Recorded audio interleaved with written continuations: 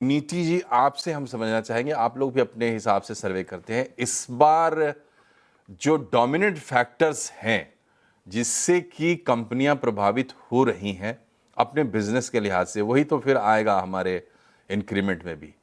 तो क्या कैसा सेंटिमेंट्स है, क्या बड़े फैक्टर्स हैं? देखिए मनोज जी, की पॉइंट्स अब देखिए कि एक तो जो एआई से डिसरप्शन हो रहा है, तो उसके चक्कर में क्या जॉब्स जा रहे हैं, क्या जॉब नए जॉब्स बन रहे हैं, या वो जो एग्जिस्टिंग जॉब्स हैं उसमें हम प्रोडक्टिविटी और एफिशिएंसी कहाँ से लेकर आ रहे हैं। तो इस टाइम का जो अप्रेजल साइकिल होगा वो सिर्फ ये नहीं होगा कि हमने पिछले साल क्या किया है, बट ये बल्कि ये कि हम आगे क्या कर सकते हैं, कितनी पोटेंशियल है, और ऑर्गेनाइजेशन के लिए जो हमारा स्किल सेट है वो कितना रेलेवेंट है अभी और आगे के लिए। क्योंकि अभी अगले 2-3 साल में हम देखेंगे कि जो करंट ऑर्गेनाइजेशन स्ट्रक्चर है वो बहुत अलग हो जाएगा आगे जाके। जो स्किल सेट्स है वो बहुत अलग ऑलरेडी हो चेंज हो रहे हैं ऑन अ डेली बेसिस। और जिस टाइप के लोग चाहिए, जो क्रिएटिविटी चाहिए हमारा काम करने के लिए, वो भी बहुत शिफ्ट हो रही है almost on a daily basis. तो अगर हम नए फैक्टर्स देखेंगे कि what is going to be relevant today, what is going to be relevant tomorrow, और जो 4-5 साल में रेलेवेंट होगा, तो एज एन एम्प्लॉय जो हमने पिछले साल काम किया ऑब्वियसली वो तो एक परसेंटेज होता ही है, उसको कोई नकारा नहीं करेगा। लेकिन उसके साथ साथ हमने कितनी अपने आप को अपस्किल किया है, कितना रेलेवेंट है हम हमारी करंट स्किल्स में, कितनी क्रिएटिविटी लेकर आ रहे हैं। और हम ये जो न्यू एज डिजिटल स्किल्स बोलते हैं विच इज एआई स्किल्स, और ये सिर्फ आईटी के लिए जरूरी नहीं है, ये सभी फंक्शंस में भी इंटीग्रेट हो रहा है। तो एज एन इंडिविजुअल मैंने कितना एआई को इंटीग्रेट किया है अपने काम में, जिसके कारण मैं प्रोडक्टिविटी और एफिशिएंसी बढ़ा सकती हूँ। ये 4-5 चीजें एक्चुअली इस टाइम के परफॉर्मेंस अप्रेजल में देखी जाएंगी। जो परसेंटेजेस आपने कही, एऑन का सर्वे है, मर्सर का सर्वे है, वो ग्लोबल एवरेजेस इन अ वे वही 8, 8.5-9% के बीच में, या 10% है जो ऑटो या इलेक्ट्रॉनिक्स या रिटेल काइंड ऑफ इंडस्ट्रीज में है।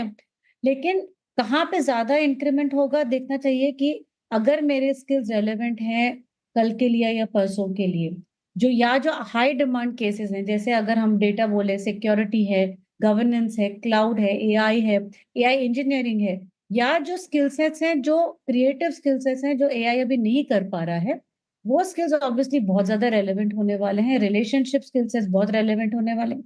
तो उनके सैलरी परसेंटेजेस ज्यादा होंगे कंपेयर टू अदर्स, जहाँ पे जो रिडंडेंट काम हो रहा है, जिन्होंने अपस्किल नहीं किया है, जिनका road map to in the organization में भी शॉर्ट टर्म, कि आपके ये स्किल सेट्स हमको पता है कि 1-1.5 साल में रिडंडेंट हो जाएंगे, तो उतनी जरूरत नहीं पड़ेगी। देखिए एट एन ऑर्गेनाइजेशन लेवल सभी को मैनेज करना या बैलेंस करना पड़ता है कि किसको कितना देना है, किसको कितना कहाँ पे रखना है। तो जी। ऑब्वियसली हाई डिमांड रोल्स को ज्यादा इंक्रीमेंट्स मिलेंगे अभी, और जो लोअर डिमांड है या ज्यादा सप्लाई है, जहाँ पे मतलब जितने ज्यादा हम्म। स्किल सेट के लोग आ रहे हैं ऑर्गेनाइजेशन ठीक है। में, तो ऑब्वियसली कम कम इंक्रीमेंट मिलेगा। ठीक है, तो ये जो डिमांड एंड सप्लाई का फंडा है, कहाँ पे डिमांड ज़्यादा है वहाँ पे आपको हरियाली दिख सकती है। सुनील जी, ये बताइए, इस वक्त जब ग्लोबल अनसर्टिनिटी चरम पे है, हालांकि हम तो इसका सिलसिला लगातार देख रहे हैं, इससे डिसरप्शंस आए हैं। दूसरी बात यह है कि इंडिया में एक मिली जुली कहानी है, मिक्स्ड स्टोरी है। यहाँ कुछ सेक्टर्स ऐसे हैं जिनके जो बहुत प्रॉमिसिंग लग रहे हैं इस सब अनसर्टेनिटी के बावजूद, और कुछ जो हैं वो डिसरप्ट होंगे। तो आज इस वक्त मार्च 2026 में बैठ के आपको कौन से सेक्टर्स ऐसे लग रहे हैं जो काफ़ी पॉजिटिव है, जहाँ अच्छी उम्मीद की जा सकती है, और कहाँ पे आपको थोड़ा सा डाउट लग रहा है? धन्यवाद। आई थिंक बहुत ही अच्छा सवाल पूछा आपने मेरे से। मैं एक चीज ये बता दूं कि हम एज ए कंट्री आज बहुत ही एक ट्रांसफॉर्मेशन से गुजर रहे हैं। हमारा एक 2 दशक का लगभग समय गया, 2000 से लेके 2020 तक, जब हमारी पूरी की पूरी इंडस्ट्री फोकस थी सर्विसेज पे, जहाँ हमारे यहाँ IT, e commerce, banking, GCC, ये सारे बहुत ज्यादा हाई लेवल पे ग्रो किए। उसके बाद शायद मुझे लग रहा है कि पॉलिसी के पर्सपेक्टिव से, और हमने जब वर्ल्ड के सारे डेवलप्ड इकोनॉमी को जब स्टडी किया, तो हमें ये भी लगने लग गया कि बिना मैन्युफैक्चरिंग के बहुत ज़्यादा एम्प्लॉयमेंट एंड जो लोकल कंजप्शन होता है उसको इंगेज करने के लिए मैन्युफैक्चरिंग पे फोकस करना बहुत जरूरी है। और वर्ल्ड के लिए भी हम एक ऑल्टरनेट सप्लाई चेन बनने की लाइक उम्मीद है लोगों के लिए, वर्ल्ड दुनिया के लिए।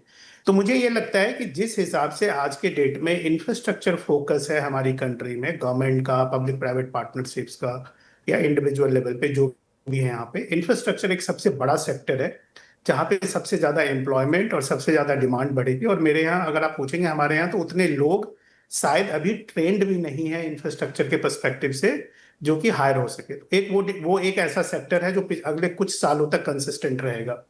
दूसरा जो सबसे बूम आने वाला सेक्टर है उसमें है मैन्युफैक्चरिंग। हमारे ऑलरेडी ऑटोमोबाइल या कुछ ऐसे सेक्टर थे जहां मैन्युफैक्चरिंग थी, बट हर सेक्टर में ऐसा नहीं था।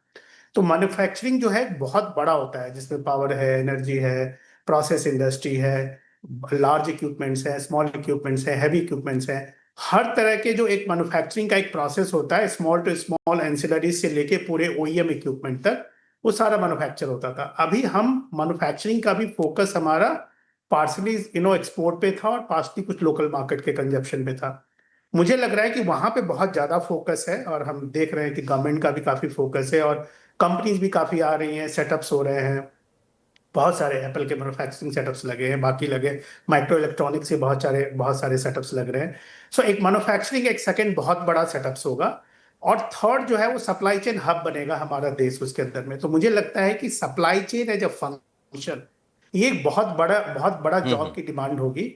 और ठीक है। तीसरी चीज मैं बता दूं, देखिए कुछ ना कुछ जॉब, जैसे आपके सवाल में था कि बहुत सारे जॉब एआई से इंपैक्टेड हो रहे हैं और कुछ जॉब है जो एआई से इंपैक्टेड नहीं हो रहे हैं। हम्म। डेफिनेटली जो जॉब एआई से इंपैक्टेड नहीं हो रहे हैं वहां तो ग्रोथ कंसिस्टेंटली है भी, बट हम्म। जो जॉब्स एआई से इंपैक्टेड हो रहे हैं वहां भी उसको किल करने का तरीका एआई ही है। जी यानी जी। जिनकी जॉब एआई से इंपैक्ट हो रही है, अगर वो एआई हम्म। को सीख लेते हैं तो वहां पे कहीं ना कहीं वो आउटपुट आएगा। तो जी। इंडस्ट्री के पर्सपेक्टिव से ये सारे के सारे इसमें टुगेदर ठीक है। इकट्ठे आएंगे, क्योंकि जब हम्म। मैन्युफैक्चरिंग ग्रो करेगा, ठीक बैंकिंग है। ग्रो करेगा, सप्लाई चेन ग्रो करेगा, हर इंडस्ट्री एक दूसरे से कनेक्टेड है, वहां ठीक ग्रोथ है। आने की संभावना है। प्रोफेसर महेंद्रू, आप लोगों को एकेडमी में बैठ के क्या दिख रहा है, किस तरह के चेंजेस दिख रहे हैं? ये जो अप्रेजल सीजन होगा इस बार का, उसका इम्पोर्टेंस क्या है? क्योंकि बहुत चर्चा हो रही है, जॉब्स का पूरा लैंडस्केप बदलने वाला है आने वाले 5-10 साल में। तो ये जो अप्रेजल सीजन है, इसको हम लोग एम्प्लॉयज़ जो हैं वो खास करके किस तरीके से देखना चाहिए? इसमें से क्या मैसेज लेना चाहिए? देखिए, शुक्रिया पहले तो मुझे मौका देने के लिए, एंड दोनों ने ही बहुत अच्छे पॉइंट्स रखे। देखिए, मैं एकेडमिक्स की तरफ से भी बात करूंगा और मैं काफी कंसल्टिंग और एचआर एक्सीलेंस असेसमेंट्स भी करता हूं। तो तीन चीजें क्लियरली आ रही है। देखिए, एक बॉस, किसी सीनियर लीडर ने मुझे अभी कहा डिफेंस सेक्टर से, तो मैं वही वर्ड्स यूज कर रहा हूं। उन्होंने कहा, एक टाइम हम कहते थे तुम मुझे खून दो मैं तुम्हें आजादी दूंगा। आज के डेट में खून देना यानी सिर्फ हार्डवर्क करना, मेहनत करना, 1 साल परफॉर्म करना, उससे आपको सिर्फ सैलरी मिलती है। अनफॉर्चुनेटली प्रमोशन नहीं मिल पाती। तो आज के डेट में जो कंपनीज हैं वो आरओआई फोकस्ड हो गई हैं। तो अब ना डिफरेंशिएटेड पे का जमाना है, जिसको हम टूर्नामेंट थियरी कहते हैं, कि जो ज्यादा रिवॉर्ड्स उनको मिलते हैं जो परफॉर्म करते हैं। तो ऐसे में अब एम्प्लॉयज को क्या सोचना चाहिए? पहली बात, आपको ये सोचना है कि आप प्रमोशन से क्या चाह रहे हैं। क्या आप एक टाइटल चाह रहे हैं? क्या आप अपने फैमिली को बताना चाह रहे हैं? क्या आप इंक्रीमेंट चाह रहे हैं?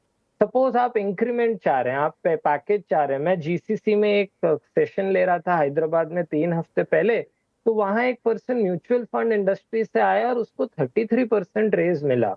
तो मैंने कहा, ये तो आपको बड़ा रेज मिला। तो कहता है, मुझे पता है कि कौन सी स्किल्स डिमांड में है।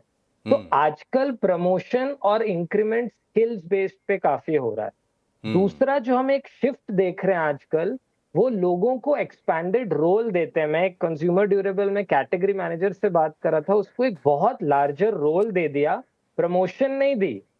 और उसने जब उसमें परफॉर्मेंस दिखाया, तब उसको एक टाइटल चेंज और डेजिग्नेशन मिला। इसका मतलब आप रेडी हैं बड़ी अपॉर्चुनिटीज लेने के लिए। और तीसरी एक बहुत इंटरेस्टिंग बात यह है कि आज के डेट में आपको परफॉर्मेंस के लिए कम प्रमोशन मिल रही है, क्योंकि सीईबी गार्टनर की रिसर्च भी कहती है 15 से 22-23% of high performers are high potential. यानी वो आपको लॉन्ग टर्म में नहीं देंगे हाई परफॉर्मेंस।